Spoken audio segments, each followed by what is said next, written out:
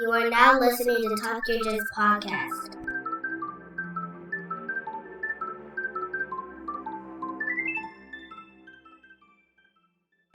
Welcome back to the Talk Your Jits podcast. This podcast is, as the name implies, all about jiu-jitsu. I'm your host, Lamar Smith. And today's guest is a blue belt who trains at Altitude BJJ. I knew I was going to butcher it. Malaga, I think I said it wrong. Located in Malaga, Spain. Ladies and gentlemen, Mike Graham. Hey, great to be here, Lamar. Yeah, you got it. Malaga, Spain. Okay, I was like, I knew it. I was like, I was going to butcher it. Good, it's good. Well, how's it going today, my brother? Yeah, it's good. It's good. All good. All good. It's pretty hot here. It's our summer. So, yeah, our school's actually closed this week, but next week it reopens and everyone's like gunning to train, as you can imagine. Oh, yeah. But yeah, first and foremost, man, I would like to say I appreciate you for taking your time out and doing an episode with me today, man. I greatly appreciate it. Yeah, no, it's great. Thank you so much. Great to be here. Yeah, really looking forward to it. Oh yeah, man. So without further ado, man, let's go ahead and get the ball rolling. If you want to, formally introduce yourself again, by all means, and let's hear about your jiu-jitsu journey. Cool. Yeah. So my name is Mike Graham. As you quite rightly said, Lamar, I live in Malaga, Spain, train out of Attitude BJJ. My professor is my professor Claudio Patelco. Is originally from Brazil. So he's a fifth grade black belt jiu-jitsu, right? Or fifth dan, whatever we say. Fifth degree. Fifth degree. I've been training for about 18 months. 18 months? 18 months now. 18 months. And actually, one of the reasons I started training, funnily enough, is I'm originally from Brazil. So I'm born and bred Brazilian. I left Brazil when I was 12. My dad is English, hence the very English name. And I've always kind of wanted to get into Brazilian Jiu-Jitsu, but was always a little bit afraid. It's quite intense, isn't it? And it's quite a physical, it's quite scary in a way, right? And then I actually started training, funnily enough. The first Jiu-Jitsu school I went to was in the US, in West Virginia. I was living out in the US for a year. Just after COVID, and I was like, I need to get into some, and I kind of read, that, is it Renzo Gracie? Yeah, I think it was Renzo Gracie's book, Breathe. Read that book in the airport, and I was like, you know what? The first school I find, I'm going to go down, I'm going to sign up, I'm going to join. And I joined a school called Spectrum Jiu-Jitsu out of West Virginia. Really, really good jiu-jitsu school. I did that for 2 months, but the first 2 months you're not very serious, right? You're just kind of dabbling a little bit, right? Like, is this for me? Do I want to get beaten up every evening by some random dudes? And I kind of loved it. So when I moved to Malaga, I got a bit more serious. I found my new professor, and I've just kind of loved the journey. I've been training for a year and a half. I've done four competitions, a few camps. I only train like 3-4 times a week, but I absolutely love it.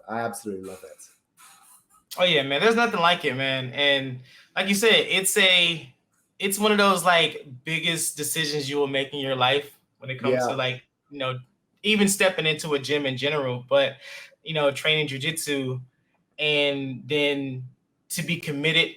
So, as strong as you are now, because you're thinking like, man, this is meh. Like you said, that first couple months, you're kind of like, okay, I'll just test it out, test the waters and see what happens. And then you blink, it's like, oh, stripes are coming. Oh, I'm a blue belt now. Or you said, you training 4 days a week now.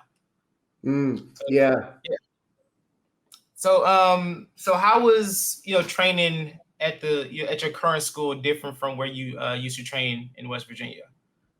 I think my school here, it's interesting. Jiu-Jitsu kind of has this new concept of like a traditional against the new wave Jiu-Jitsu, right? And my school is a very traditional school. Like, we are quite hierarchy. We bow before every class. We respect our professor. We ask to come on the mat. We don't just walk onto the mats. We bow at the end of class. We shake everybody's hands. And for some people, I think some people find that very...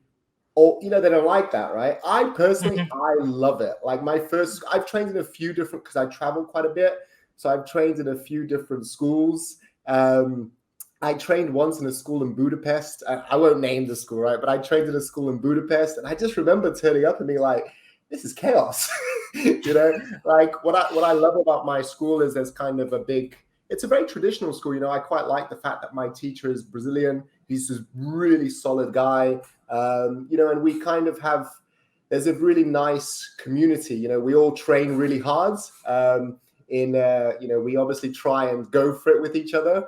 But there's a really nice respect, and I love that. There was that in my old school as well, but I think it wasn't as a traditional type of school, right? Mm-hmm. I think with my professor being Brazilian, having trained jiu-jitsu all his life, that's all he's done, right? I think we get a real authentic experience. So it's really good fun, actually. It's really good fun. Yeah.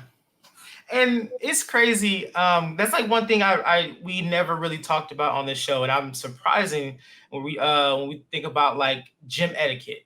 Like I said, traditional versus like the new wave of jiu-jitsu in general. We have like our martial arts side, and we also have our sports side of jiu-jitsu. But when it comes to like that gym etiquette, like yesterday, I was at a friend of mine's school. And we're just repping stuff, blah blah blah. And when they got done with the roll, everybody's like, shake your hand, like thank you for the work. And I'm like, oh, okay. But we do that at our school too. Like everyone, congratulate each other, shake each other's hand. There's no like bad blood or anything like that. But yeah, man, it's crazy when you see. Like I've never seen anything of that level. What you're referring to, like asking to come on the mats or asking, like proper, I guess I don't want to say like proper respect to the instructor, but yeah, I've never seen that before. Yeah, it's interesting because it's he's Brazilian, right? So he kind of has that old school Brazilian mentality a little bit, right?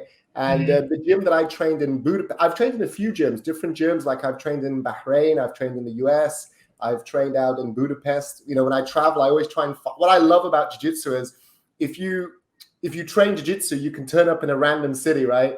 Find your local gym and rock up, and roll around with 20 dudes, and you have a great time, and right. you speak the language regardless of the country, right? Right. But in Budapest, for example, I rocked up. It was like this underground kind of fight club looking place, right? And I rocked up. There was about 15 guys there. It was no gi, 15 guys. The teacher was Brazilian as well. And we started the class. There was no bowing, no nothing. It was just let's get started. So we did a bit of a warm up, got started. And, like halfway through the class, the teacher decided, I think he was like, okay, I'm not teaching anymore. Someone else started teaching. Then we got into our rounds. We started rolling. And after about 30 minutes of rolling, I just noticed people started leaving the mat, right? There was no kind of official, the class is over, everybody can leave.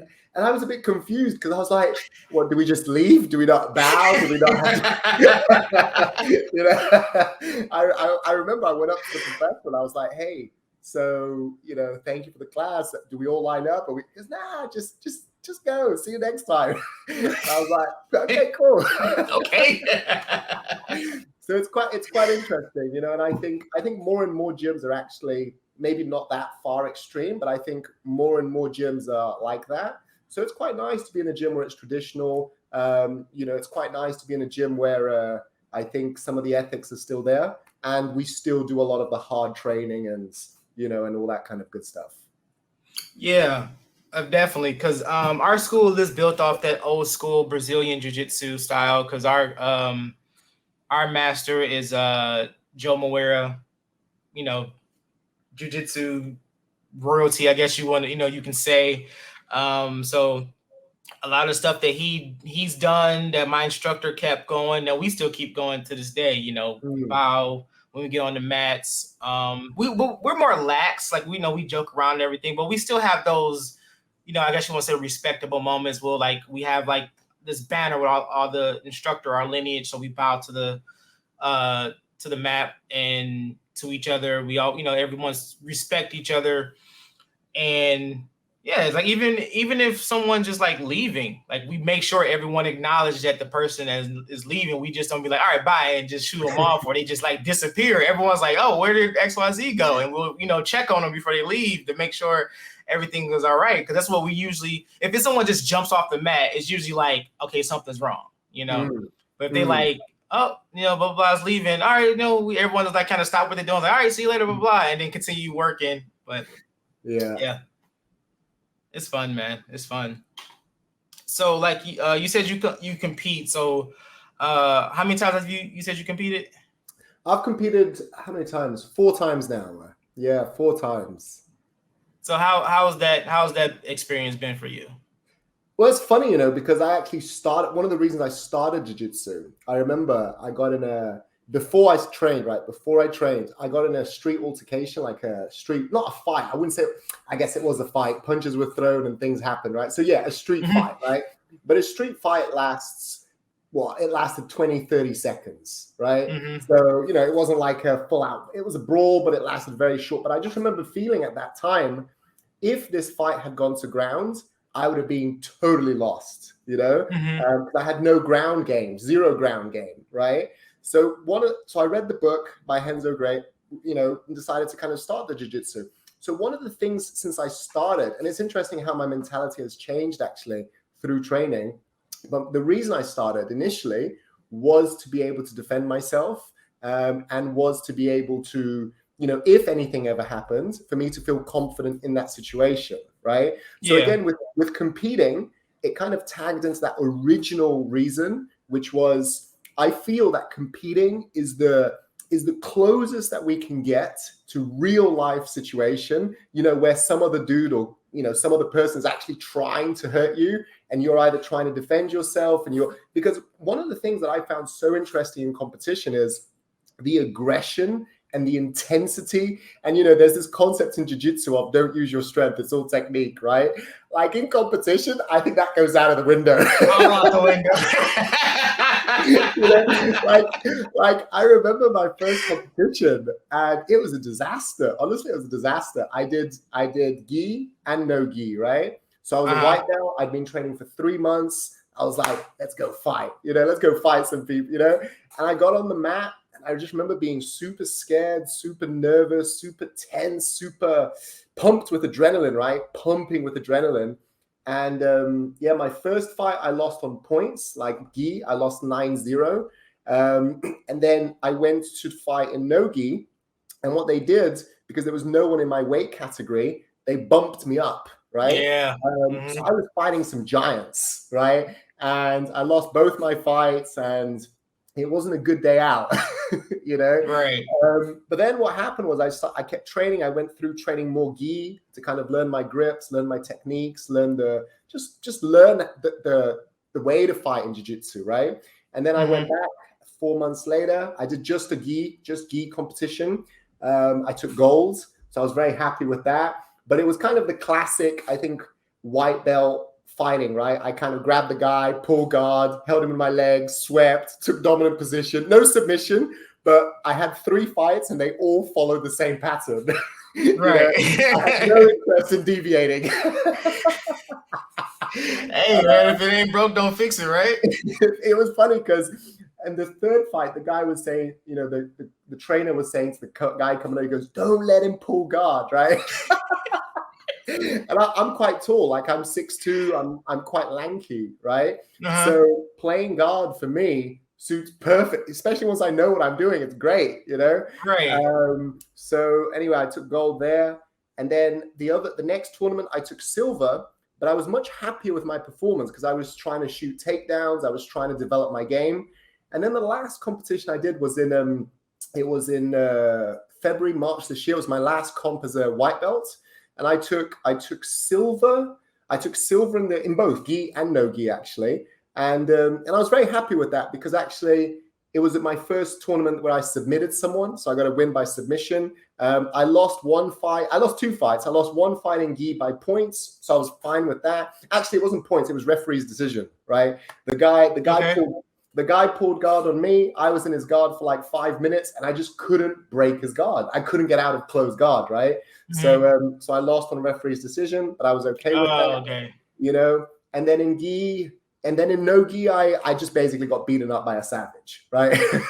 You know, like some dude turned up with cauliflower ears. I was like, "How long have you been training, bro?" It's like 4 months. I was like, 4 months. Yeah. 4 months every day. You know, so this guy took me to town. But I think the funny thing with competition is, I don't know if you've competed much, but I think it's such a, you know, I'm thinking of doing my next competition early next year. So that'll be as a blue belt, of course. And it's a real journey, I think, competing. It's quite scary. Obviously, you put a lot of months of training and dedication to get into competition shape, but it's a real test of your ability to kind of manage your focus in that moment, isn't it? Because it's such an intense environment, you know. I remember, just last thing on this, I remember my first no-gi competition, right? So I told you the guys were much bigger than me, right? And obviously, because we're fighting in white belts, our shirt had to be predominantly white, right? And he turned up with a black shirt, right? Like black shirt. And the referee was like, "You got to go change your shirt." And he didn't have a change of shirt, right? So he ran away. He was like some tall guy, bald head, right? He looked like a killer, you know? And he ran away to go get a shirt. And in my mind, I was like, "Please don't come back. Please don't come back." So yeah, he came back. Oh, shit. So unfortunate to say, he came back. He came back. You know, he came back. It was like the Terminator. Oh God, man. But it does. I've competed before. I've done 3 tournaments so far. My last one was earlier this year. I did both gi and no gi. But yeah, dude, it is a whole different animal when it comes to competing. It's like, I think it's like to me, I feel like there's like 3 levels of jiu-jitsu. Like you have, you know, what you do at your home gym, you have what you do when you go cross train, and it's that next level of when you go to a competition. Because if you go to a cross train, you go hard, but you still don't have to. Well, you typically don't have to run the risk of someone trying to maim you or anything like that. But yeah, like once you get on the competition floor, yeah, it's a very controlled, chaotic, moment where like this guy is standing across from you. He could be the nicest, sweetest person on earth, but he is trying to hurt you right now. Yeah, like I remember one of my tournaments, the one where I took gold. The guy, I put him into closed guards. I had him in my closed guards, and this is at white belt tournament. It was a grappling industries tournament, right? And at grappling industries at white belt, you're allowed to do what do we call it in English? Wrist locks, right? You're allowed to do a wrist lock, right? So I had this guy in my closed guard, and he had no interest in breaking out of my closed guard. He was just trying to wrist lock me, right? And like, because no one had ever tried that to me. I'm a white belt at my home gym. No one's gonna wrist lock you in your closed guard, right? And that for me was a real wake up. It was like, and now the funny thing is, me and this guy, we're like friends on Instagram. We like each other's photos, like we support each other's journey. But it was interesting because when he grabbed my wrist, I mean, I'd never had someone try to wrist lock me in my closed guard, right? So I was like, what is happening right now? So it's good fun. It's good fun. Real good fun, man. Like I like the few guys I competed with, I still are in contact with. Like as a matter of fact, one of the guys, he just got his black belt last week, so I was pretty excited for him because amazing. Yeah, he's a monster, man, and I've faced him twice at in competition, and like I said, he's a beast among men. Very excited for him, man. Very happy for him that he got his black belt because he's been busting his hump. As long as I knew him, I've seen what he's capable of, and I'm very proud of him for that. But yeah, dude, I hate that I got into competing so late in my journey. Like I randomly was like, oh, let's compete. I was like a 3 stripe purple belt. when I first competed, and then I did my next two at Brown. And I'm like, dude, I definitely like kept looking at myself like you kicked yourself in the butt on this one, because the people that I've been facing they're competitors. They've been competing for a very long time, so they know very well the ins and outs of competing. And I'm in the mindset of like, okay, go out there and just do the best you can. And that's when you realize like, oh, it's a whole nother level to this. Yeah. So just basically just really been pushing for that experience. I've been cross training a little bit more with another school that does like a lot more competing than my school does. And just their class alone, dude, is just like, whew, it's a work. It's really? from bell to bell. It's hard work. And I'm like, I love it. I enjoy it because it gives me a different look, man, on jiu-jitsu as a whole. Yeah. No, absolutely. Absolutely. Yeah. Cross training is very interesting, I think, because it's funny. I find like I've only been training 18 months, right? I find cross training almost more intimidating than the competitions, right? Because I think I come from a very competitive sporting background. So I've done like many different disciplines of sports, and I've competed at quite a good level. So getting ready for competition is something that I'm pretty pumped about. But I find it's funny, like you're saying, when you go to someone else's school, maybe you go hard, I go exactly the opposite, like when I go to someone else's school, I'm like, okay, I'm going to train really easy because I don't know what you guys are about. And, I don't want anyone to like beat me up. So I kind of, I go with a different mindset. And, but it's funny because jiu-jitsu is funny, right? I think because we have a guy in our academy, right? There's this concept in jiu-jitsu where you flow, right? And we constantly joke about it because this guy has no flow, right? He's like a purple belt, but he's a monster. He's an animal, right? And you'll tap and you'll be like, okay, listen, let's go gentle, right? Let's just flow through this, right? And then the first minute, you're kind of okay. Something switches in his head and he becomes a monster, like not in a bad way, but he's just an animal, Yeah, and you're like, we all got one at our gym. Everyone has one of those guys at the gym. But he's a super nice dude. He'll be like, yeah, let's go really gentle, let's flow. And you think you're in for a nice, easy round. 5 minutes later, you're like, you're looking at him and he's looking at you like, yeah, that was good. Because like our Tuesday class, for example, I kind of turned into like a no-gi, like, we just work. We don't really focus on technique because we have have other days for that. But this is a lot of drilling, a lot of work. So we was working takedown entries. And I'm telling them like, hey, let's just work the entries, work to get your entry. Then when you get your entry, the person who's caught, they break out, you reset and keep, just keep going for like a couple minutes. And set the clock, and we're going, and my back is like kind of turned from the class, and next thing you know, I just hear this loud thud over the music. That's over the chatter, over the music. I just hear this large, just like boom, and we just stopped, and we already know who it was. I'm gonna be nice and not say his name, but but we looked over like, come on, man, what happened? Like, oh man, he slipped. I'm like, no, you threw him. Like, we know you did it. Like, no, he didn't slip and fall. Like, he is on the mat and you're on top of him. You threw him. So don't lie to us, man. He slipped. That's a good one. I know, I'm like, he slipped. I'm like, come on, bro. Come on. That's funny. But yeah, man, once again, like, like going to another school, like the first time I went to another school, it was just like I felt like I was learning jiu-jitsu over. Like I just kind of like walked in, looked around, looked like a deer in headlights, And when we stepped on the mat to get ready to go, I'm very hesitant because I'm like, I don't want to be the douchebag that visits gyms and hurt other people, because this for one, this was no-gi. So it was like I didn't know who was what rank.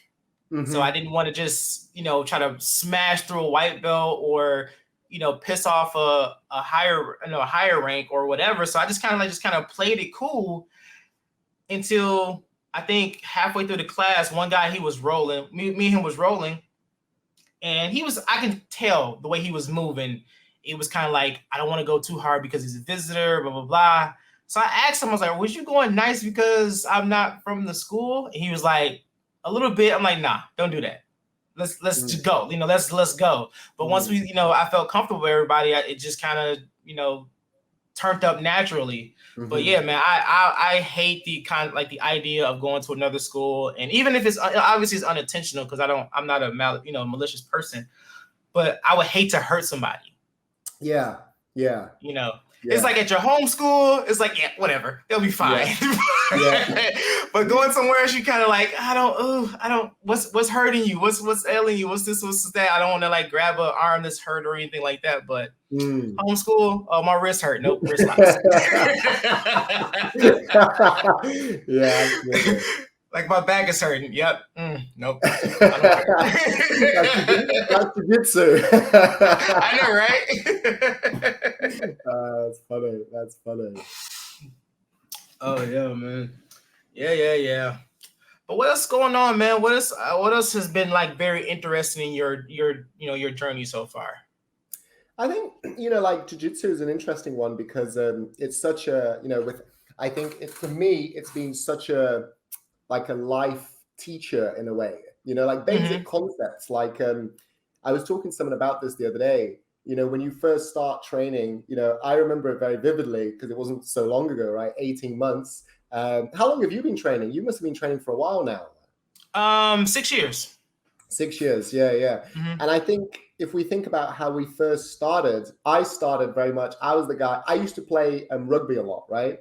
So I was the guy that used to, rush in, try and take someone out, take them down and get guillotines, right? I was that guy. So the higher rank belts loved me because I was that white belt that had a lot of gas, a lot of energy, a lot of, want, but zero technique, zero anything. So I get submitted in the first 30 seconds, and I kind of had to learn to just slow down, think about what I'm doing, understand, like the basics, understand your positioning, deal with pressure in the best way, right?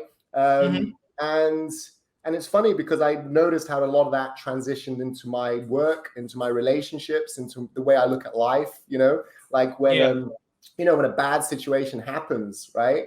Like in normal life or in work, a lot of times I think, this can't be, it's not too bad, right? I'm not being choked out. No one's trying to break my arm. I don't have someone's sweaty chest on my face or anything like that, right? I'm good. I just need to consolidate my position and I need to think about how I'm going to get out of here, right? Right. And I think jiu-jitsu has been a real good teacher for that. It's like a constant teacher of dealing with, bad situations, dealing with pressure, navigating that. And I think it's been really, I think that's for me has been one of the biggest takeaways. I mean, yeah, you're super fit, you get strong, you have this amazing experience with your friends and all that. But I think for me, one of the biggest things is kind of taken away the subliminal lessons that I've picked up from jiu-jitsu that actually come into real life as well. Like for example, when I get stressed or something, I have this thing now where I'm like, okay, sit down, just breathe, because when you get trapped in side control by someone, 100 kilos or bigger than you, bigger than you, that's kind of what you do, right? You just like, okay, chill, breathe, get your position. It's not that bad, right? And and I've kind of started adapting that to real life. And I think that's that's a really interesting process, actually. Oh yeah, man. Yeah. Like it's ironic we was talking about, just then starting out, going through Facebook last night, and 6 years ago today is when I got my first stripe on my white belt. Wow. I know, right? So I'm watching the video. That's cool. I saw that video on your Facebook. Yeah. So I'm looking at the video, and it just seems like unreal. It seems like so surreal because it's like not only is like 6 years is came and gone so fast, but just to think like when I was watching the video again, and he was talking about how much I've been training, and he's gave me that stripe, and I'm like, dude, this is so unbelievable. So unbelievable. Like being fresh on the mats, not knowing anything, just thinking about like the hours I spent learning how to tie my belt. Absolutely. Like I've sat there, I would come to class, I would have my phone and I'm on YouTube and I'm looking up different ways to learn how to tie a belt, the Hollywood style, this style, that style, blah, blah, blah. And I'm just like, tie it, take it off, tie it, take it off, tie it, take it off. So now it's I'll be in mid conversation, yeah, man, you know what I'm saying, and blah blah blah, and keep everything moving. Yeah. But yeah, man, it's been a very, very exciting journey so far. Obviously, the journey does not stop, and just the tons of experience of the stuff that I've taken from the gym, from jiu-jitsu, and applied it to everyday life. So it does definitely help in those situations, like you said, if you feeling overwhelmed or you feeling that pressure, it's just no different than having, like you said, having a bigger guy, smothered on top of you in side control and got your arms bent. Yeah. You keep yourself calm, you think about the situation, and you fight your way out. Yeah. Yeah. No, absolutely. Absolutely. Yeah. I can't remember when I started thinking about this, stuff like that, okay, what would I do if this was a role situation? Putting everyday life into, like I said, into a role. How can I handle this situation? How would I, handle this? This kind of feels like I'm fighting off fighting it off in turtle position. So how would I, maneuver through that? So yeah, it's definitely a mental journey, as well as a physical journey when it comes to jiu-jitsu. It definitely tests your mental a lot. A whole lot. Yeah.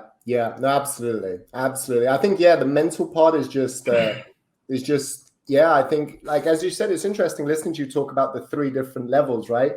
The training at your own gym, cross training, and then a competition. I think that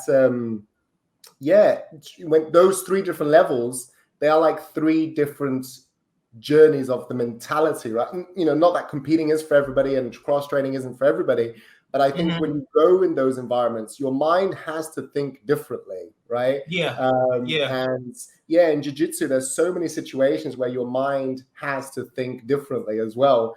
And I think there's a really nice process of that kind of osmosis of learning, where I've noticed, it's even at work, sometimes something goes wrong or whatever, right? I'm like, okay, let's take a minute. Let's see what's happening. Let's see who's got what position, let's see what position I've got. And then let's underhook, get out of here. Arm jack, take the back, rear neck choke. Yeah. Get back in top position. I know, right? Absolutely. Yeah, it's amazing, man. I've, going back to we were talking about the Gracie book, Breathe, it was an amazing book. And Richard, I don't know if you know who this guy is, Richard Brasler. He was one of the first American jiu-jitsu black belts. Cool. And I feel so stupid because I forgot the name of the book. But it's an amazing book. It's a real amazing book. It told his journey through jiu-jitsu, around the first UFC and how that was organized, and how the transition from, half of the Gracies doing traditional jiu-jitsu, others doing the sports side, business side of it. And it's worth defending. I'm sorry, that's the name of the book. Worth defending. Cool. I'll have to check that out. Yeah, check it out. It's a very, very, very good book, man. But it gives you a more, I want to say, normal look into jiu-jitsu that a lot of people don't necessarily see if you're just, if you just go to the gym and train. If you don't worry about the politics, you don't worry about the business side of jiu-jitsu. That kind of gives you a kind of a peek into it. And seeing that now, it's a monster, man. It is a monster of a beast. It's just more, it's almost on the lines of trying to compete.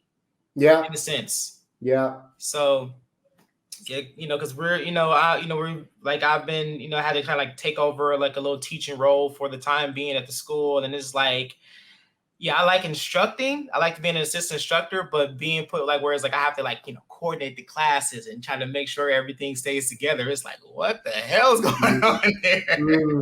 Yeah, I can imagine teaching is really like, I'm thinking about maybe getting involved in teaching the kids class, right? Yes. I think now that I can't teach. I mean, I could maybe teach the beginners class, but above that, who am I going to teach, right? But I think the kids class but yeah, I think it's funny because I purposefully myself, you always get these type of, I try never to over, it's funny now that I'm training with people, and there's some people that are white belts. So obviously I'm slightly further in my journey of learning, right? And I really try to not be like, okay, don't do it like this, do it like that, like it's a really interesting learning process with jiu-jitsu, I find, because you can learn so much from everybody, right? You learn so many different techniques, so many different styles. My school, I'll give you an example. My school predominantly is a traditional jiu-jitsu school, right? So we don't have a lot of leg lockers. We don't have a lot of heel hookers. We don't have a lot of people that play that type of game, right? Yeah. And then when I was in Barcelona recently, I went to 10th Planet, right? And obviously it's all no gi. Everybody's got these super colorful rash guards and everything, and we did like an hour and a half of like leg entanglements, right? I have never been so confused in my life.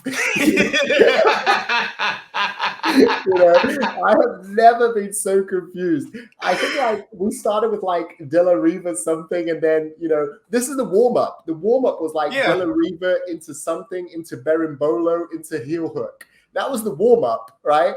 I was like, I'm lost on the warm up, So I find it so interesting because there's so many different ways to learn, isn't there?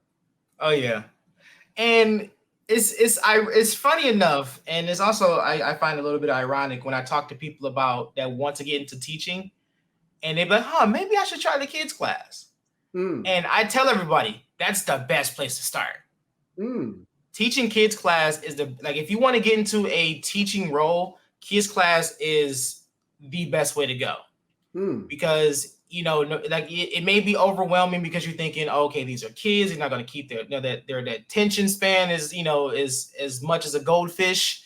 So it's not like I can throw a lot at them, but that also helps you in your own game because that helps you break down certain techniques. Because for example, if you're repping arm bars, basic arm bar from guard, right?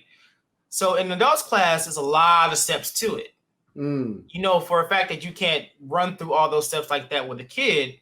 So you got to simplify it, break it down into like more, manageable steps. And in turn, when you go back to your class or you actually start to rep the stuff yourself, you see a lot more stuff with that one simple technique. And that's how I kind of had to, learn how to do kids class. Cause like my instructor, when I was a blue belt, and he was like, hey, you feel like how you feel like taking over kids class? And I was like, yeah, sure. But then I was like, okay, what the hell do I teach a kid, in kids class? Yeah. So he's like, don't overwork them. Don't overload them. You just take one technique and space it out for 45 minutes. I'm like, oh, simple enough. So we started, like I said, started with the arm bar. We started with, even from a simple like takedown. Learning how to, crouch right, how to turn your body, how to push off the back leg, breaking everything down to like manageable parts to teach them. And in return, I'm looking like, oh, that's some stuff I didn't notice about, arm bar, or stuff I didn't notice about working, sweeps and stuff like that. And it helped my game tremendously. Yeah, that's quite interesting. Yeah. And then eventually, like, you're already in that teacher mindset because you want to help correct, the person that you're rolling with. So imagine doing kids class and doing that. Yeah, you're going to end up becoming an instructor in some form of way. Yeah. I think I'm really looking like next year. One of the things I want to do is get into teaching a little bit, either the beginners class or the kids class. It's funny because there's one guy in our gym who, super nice guy. He teaches the kids class, and we actually got promoted to blue belt at the same time, right? And I think exactly what you're saying, like he he has his technical understanding of the movements, of the positioning of certain things is really fantastic, you know. And I think I know he's developed that from teaching at the kids class. Yeah. Oh yeah. And it's crazy. A lot of people like, man, I'll be on Reddit or like on some of the Facebook groups, and people ask that question like, man, my teacher asked me, should I take over teaching kids class or help with the kids class and blah blah blah. And I'm like, dude, if your instructor comes to you and say, hey, would you mind helping with kids class? They see something that you have an understanding to help teach the younger kids. Mm-hmm. So I would definitely take advantage of that as soon as possible. Yeah. Like, no, without a doubt. 100%. Without a doubt. Yeah, so because when we started with our kids class, like I said, I didn't have an idea, but now it's kind of like it's clockwork now. It's clockwork now. My daughter trains too. Cool. So that's another cool aspect of it, man. And she's like my little, my assistant instructor, because we'll get the class and she'll get class started for me. Like I just say, hey, get them started. We'll, bow to each other, bow to the, to the masters. And I'm like, hey, hit it. They run their drills and then we get class started. That's cool. That's really cool. Yeah, that's really cool. Yeah. Like I said, it's a lot of growth and a lot of progression you see in jiu-jitsu that, like I said, you see in yourself, you see in the people around you. It's just a very, very like humbling experience, man, that I'm so happy to be a part of. Yeah, no, absolutely. It is very humbling, isn't it? Because you you might think you're like this big dog when you get in, and then very quickly you realize you're a little puppy. It was so funny. Like last week, I don't know what your attitude is like when you roll with like a higher belt, right? But for me, for example, I mean, you're pretty high belt now yourself, so there's not that many higher belts, right? You're a brown belt, right? Yeah. Right. So, okay. For me, for example, like when I roll with, it's funny, like blue, purple, I'm like, okay, we're going to have a good time here, right? Brown, black, I'm like, okay, I need to roll with respect, right? Because for example, again, when I roll against my professor, right? There's not even a comparison. I mean, there's not even a comparison, right? But I somehow got into a position the other day. I mean, he let me. He was chilling out, and I got to a position where I had a kimura from a side controller, right? So I had good pressure. I had the kimura, and I was like, oh, it's happening. I'm going to submit the professor. No one's ever submitted him, right? And I had the position, and I could feel he was struggling a little bit. The guy's just solid, right? Solid. And the worst part happened when some of my teammates started going, go on, Mike, get this, do it. And I was like, no, we don't need that. We don't need that. Right? And he obviously escaped. So he escaped my kimura and then, swept me or whatever. And I was in bottom. And I started laughing, right? I was like, oh, well, I nearly got you, right? I was like, I nearly got you. And he was like, my turn now. Right. And I looked up at the clock. I was like, it's no problem. I've got 2 minutes. I'll survive. Right. Because recently I've been focusing so much on my escapes that I feel quite good about my escape game. Right. And anyway, he was like, my turn. I was like, okay, 2 minutes. Literally, I kid you not, 5 seconds later, I was tapping. So it's a constant, real humbling experience of, where you're at and what you're doing. And it's not good, or it is what it is, right? And I actually really love that part of the process with jiu-jitsu. I think it's awesome. I think one of the this is around the last, around competition time. Me and my instructor was rolling, and he's a big guy. He's about your height, heavy set guy, and he can use his weight and he can move. So we're rolling, and I think this is probably like one of the first times I ever came close to getting a tap. And I think as soon as he realized what was going on, it switched, and I just got smoked. I'm like, man, let me have this. Yeah. I was like, so many times bro, this is the closest I've ever came. Let me have this. And no. Yeah. But I think, starting out, when I was like, blue, white, white or blue and even in purple, when we have my instructor, or when he has like some of his friends who come and maybe drop in to do a class, teach a class or whatever, and they were like black and brown belts.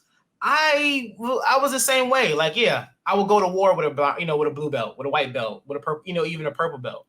But when we get like brown and black, it's kind of like, okay, do I go for a choke? Is it okay to choke you now? but no, he kind of like, distilled like, everyone that's on the mat is there to learn, to teach, to learn and work. Don't be intimidated because you see color. Because like Chris Harder said, a belt only covers 2% of your ass. You got to cover the rest. And just go out there and do your, just have fun. If you get tapped, you get tapped. If you don't, then you keep working, keep moving. So yeah.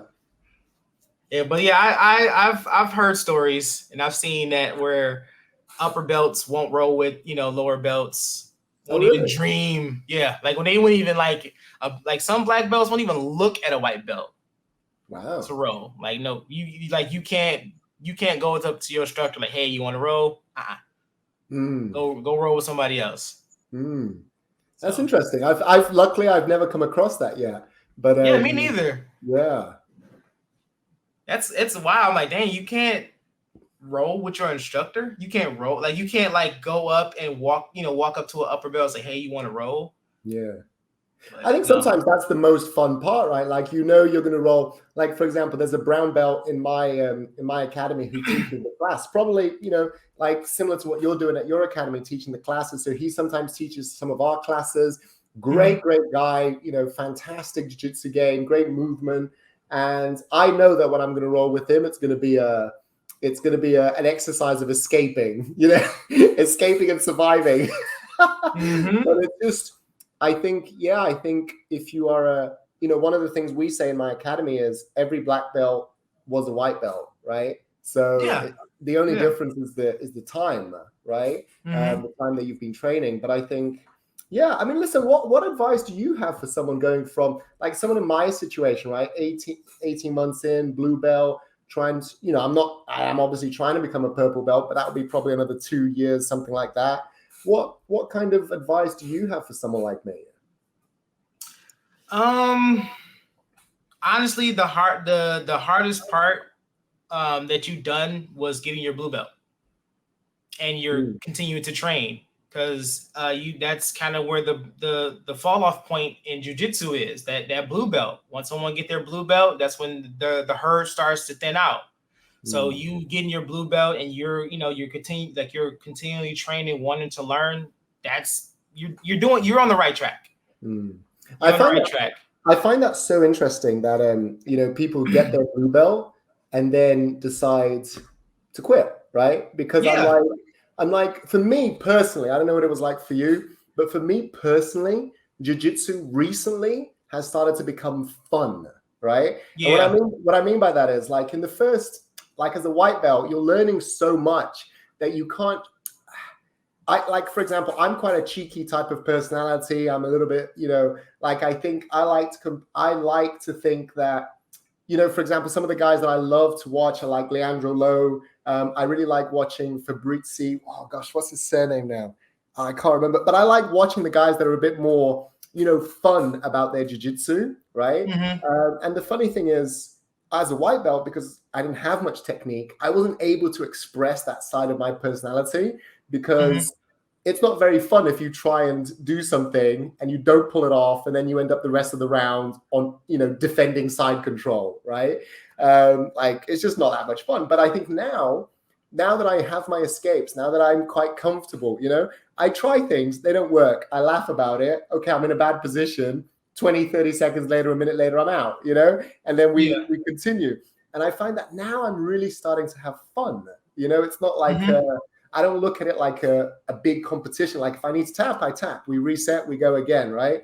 I find it so interesting, the concept of people quitting at blue belt, because I think why would you quit at blue belt? Now the fun has kind of started. You've kind of earned your stripe, you've earned your place into the club, right?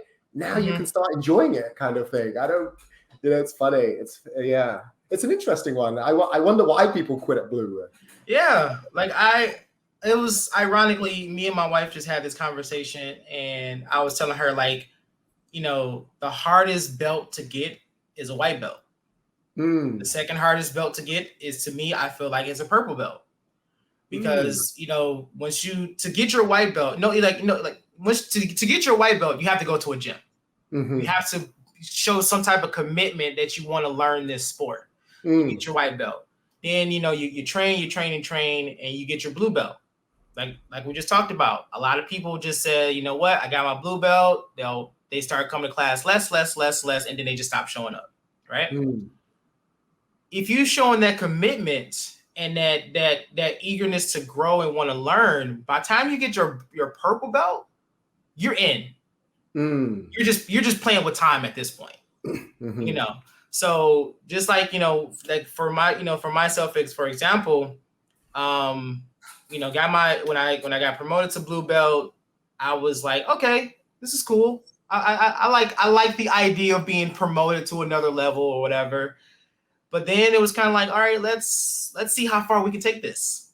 Let's see how far we can take this. And then I got my instructor bar, and then next thing you know, I'm having a conversation with my instructor about testing for purple, and then boom, brown belt. And we were like, me and him had a conversation, and he's like, yeah, man, you've been putting the work in, you've been putting time and hours in, your commitment's there. And he said, you're at the point now is the only way that he said, the only way you cannot get your black belt at this point is either if you die or you just stop training. Yeah. He said, one, we can't control. But as long as you're on this side. God bless neither of those two happen, right? Right? Yeah, he's like, and I don't see you quitting anytime soon. And I'm like, yeah, dude, I'm committed. Like I love the sport. I love what jiu-jitsu has, done for me on so many aspects that I can't even count. And yeah, man, I'm in it for the ride. Like once I get my black belt, I'm gonna be happy. But I'm like, all right, let's get class started, Like, hey, black belt. All right, sweet. All right, come on, let's get class going. Let's work. It's interesting with the belts because I think I had a friend. We started jiu-jitsu roughly the same time. She's a girl. She trains. She's amazing individual, right? She competes. She wins her competitions. She got promoted to blue belt before me, and her first competition as a blue belt, she took gold in gi and I think silver in no gi, right? She's an animal. And for her, she started a bit earlier than me. So I think it took her 2 years to get to blue, something like that, right? Which is fantastic. And for the last 6 months that she was a white belt, she was gunning. She was like, I want my blue belt. I want my blue belt. I want my blue belt, right? I personally, when I got my blue belt, I was expecting it because I think I trained and I think I competed and I think my technical level was there. But if I didn't get it, if it was like, because the way our professor does it, he does graduation twice a year, right? So he does 2 graduations a year. Unless there's a specific example where somebody needs a stripe or needs a belt, but that very rarely happens, right? Yeah. So I knew I got my blue belt in July this year or June this year. So very recent, like 2 months ago, right?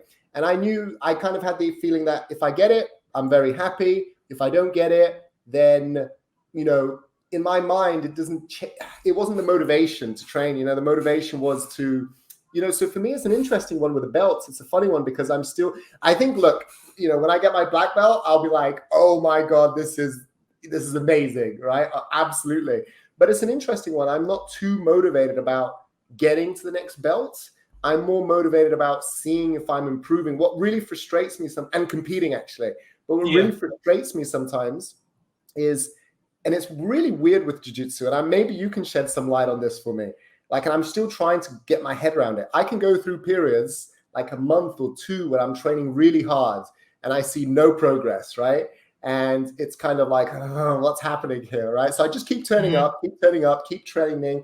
Obviously, I try and have some focus to my training. Like, am I practicing a certain move? Am I trying to escape a certain? What am I doing, right? I always try and have some focus to what I'm doing. But then sometimes I'm like, oh wow, I come out of that 2 months period of like no progress, and then all of a sudden I like the other day I did a berimbolo, right? I didn't even know I could do a berimbolo, right? like I was rolling with some guy and randomly something happened and I was like, wow, where did that come from? And that to me is like the magic. I get such a high, such a buzz from that that's it's like my motivation to keep training. It's like like every now and again you hit these moves. Like I hit what is it the other day? I can't even remember what it's called. It's like the roll where you roll from standing. Imanari roll. Imanari roll, right? I hit an Imanari roll. I didn't finish it. I got the heel hook position, didn't finish it, but I was just pumped that I hit it. I didn't even know I could hit it. And the funny thing is, I hit it on a higher belt, and he was like, "I didn't even know you could do that." I was like, "I didn't even know I could do that, actually." So it's quite fun. Yeah, those moments for me are like my magic motivation. Yeah, like you're like so for being so early in your journey, man, you definitely do have the right mindset when it comes to jiu-jitsu, because a lot of people do get hung up on stripes and colors and stuff like that. And I mean, I can admit when I first started training, and I'll see someone get a stripe, it's like, where mine's at, or I hear like, hey, we're getting ready for XYZ to test, and it's like, all right, I want to test too, But I think after like mid blue belt, man, I kind of just didn't care anymore. I was like, I got my blue belt. All right, I'm assistant instructor. All right, I got a stripe. All right, but I was like, I just started to realize, okay, it's more to it than chasing colors, chasing stripes and whatnot. And once you understand that, it's not about the belt rank, it's about the journey itself. Because you can be a blue belt and be blowing through everybody, but there's obviously something that your instructor is not seeing that you're missing, that is hindering you from going to the next level. So instead of wondering when or why I haven't gotten XYZ, you need to learn why, just need to sit down and ask your instructor, like, hey, is there something that I can improve on? Is something that you need to see me doing more of to show that I'm progressing? And people don't do that. People will come up to the instructor and be like, hey, when am I going to test, or when I'm going to get my stripe? And my instructor, he's like, yeah, if you ask me that, I'm tacking on 2 more months. It's one thing with jiu-jitsu, it's funny you were talking about it earlier. I think one thing that it's really actually helped is because I think jiu-jitsu is an environment where you can't hide about what you're good at and what you're not good at, right? Nah, like you can't. If you suck at takedowns, you suck at takedowns, and you can tell people you're great. But the moment that bell goes, if you're not doing takedowns, if you're getting to, it's obvious. And I think, for example, for me, where it's been a really, really interesting journey, is just being brutally honest in a way at where you suck, right? Or where you need to improve, right? Because unless you really accept that, and I think try to work on that, your game doesn't get better, right? And it becomes really frustrating, right?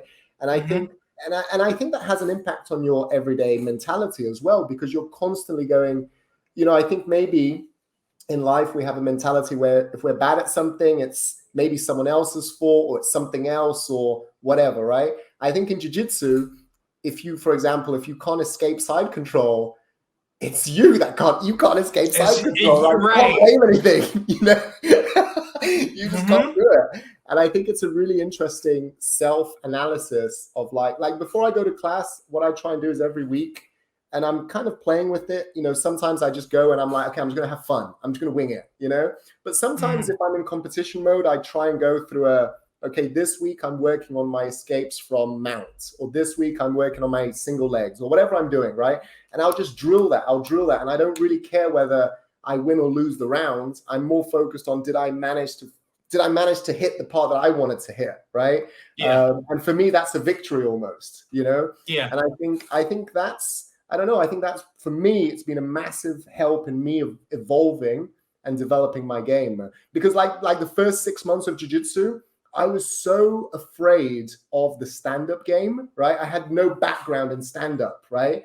I played rugby, but it's very different, very different. So I used to pull guard all the time. I was a guard player, right? And actually, I still enjoy playing guard. I really enjoy it. But like in the last 7 months, I've transitioned much more to a top player. So I try and get the takedown. And in the beginning, it was bad. But now my takedowns are, sometimes they work, sometimes they don't. Most of the time they're okay, But again, it's an interesting one. Again, what happened? I was shooting for takedowns and I was getting, not hitting them, right? So I was ending up in turtle, and then people would take my back submission, right? And I was like, God, this sucks. But I kept drilling. And now it's funny because I hit a takedown. If I miss it, it's really interesting because my attack from turtle is pretty good. Like I can defend myself from turtle pretty well. So now the higher belts, before it used to be like, okay, they defend the takedown, they go to the back immediately, right? Now there's that moment of, okay, is he going to pop his head up? Is he going to take my leg? Is he going to, drive me? And that moment for me is a real, it's a real buzz, I think, like the brown belt I was telling you about earlier, he took my back the other day, and normally I've never escaped his back, never. Like if he took my back, it was a moment of, okay, it's a countdown before I tap, right? And I escaped the back. He tried to mount. I, got out of the mount, and somehow we ended up back on our feet, right?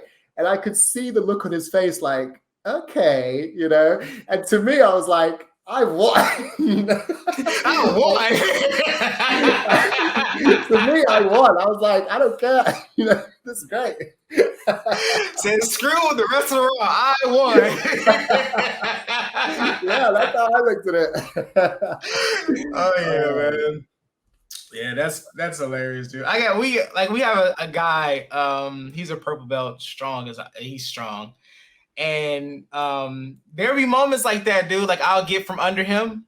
I don't care if I lose the round. Like, no, I won. I don't care. Yeah. I don't care. That's mine. Yeah. You can tell me all you want. That's my victory right there. Yeah. And it's so funny. It's such a funny thing, isn't it? And like those moments are just hilarious, I think. They're just so funny. And again, the other thing that I like it's so awesome about jiu-jitsu is like, when you have the training partners that you've grown with, right? And you kind of know each other's game, right? And then you start to cancel each other out. But then every now and again, they have a new trick, right? Yeah. I see your trick. You're like, good one. I like that. It's a funny one as well because like I'm a fairly strong guy, right? And what I find so funny about jiu-jitsu is like if I roll with an upper belt, like a brown, black, and they just beat me up for the entire round, right? And at the end of the round, they look like they've been meditating, right? And I look gassed. And they're like, you're so strong. And I'm like, great. I'm like, I'm dying here. What are you talking about? Like I'm gasping for air. You're like, you're very strong. Like, man, shut up. Yeah. That's one of the funny things. Absolutely. Oh man, that's hilarious. But yeah, Mike, we have a staple here at Talk Your Jits podcast, man. We ask everybody that comes on the show, your top 3 people, man, past or present, who you would love to roll with. Ooh. I'd love to roll with you, actually. This is the first. I think it'd be a survival of me surviving, test of survival. But I'd love to roll with you. It'd be great. Where do you live in the U.S.? Detroit, Michigan. Detroit, Michigan. Very cool. Yeah. Very cool. Yeah. Top 3 people. Okay, who would I like to roll with? Listen, I would love to roll with Roger Gracie. I think he is. I'm actually going to a camp in Mallorca where he's going to be one of the instructors. So I'm super, super motivated to just meet him. I think, his jiu-jitsu is legendary, right? Yeah. So good. I'd love to roll with the new Brazilian guy, Mika Galvão. Yeah, Mika Galvão. I Yep. think he is an animal, right? I really like his style of jiu-jitsu. It's like he's like a anaconda, isn't he? The way he wraps people up, his movement, I love it. And I think the other guy that I really admire his jiu-jitsu is guys, I always get his name wrong, but Danan. Oh God, what's his name? Danan, the Brazilian guy, 22-year-old. He recently won his middleweight. He won everything in the gi recently. Danon. Oh gosh. Anyway, that guy. Yeah. I would love to roll with him. And obviously you've got the legends, right? Like Renzo. I mean, rolling with Renzo would be an experience, right? Right. Yeah, it'd be so much fun. Yeah, you got those obvious people that you would, everyone would love to roll with, but I get you. You. Well, Mike, man, if you got any other questions, who are your three? Yeah. Oh, my three changes so much. Like it always fluctuate. Like my top three people would be Damian Maia, Brandon Ortega, and Craig Jones. Are my top three. Are my top three people that I would love to roll with. But like I said, that list fluctuates almost every day. So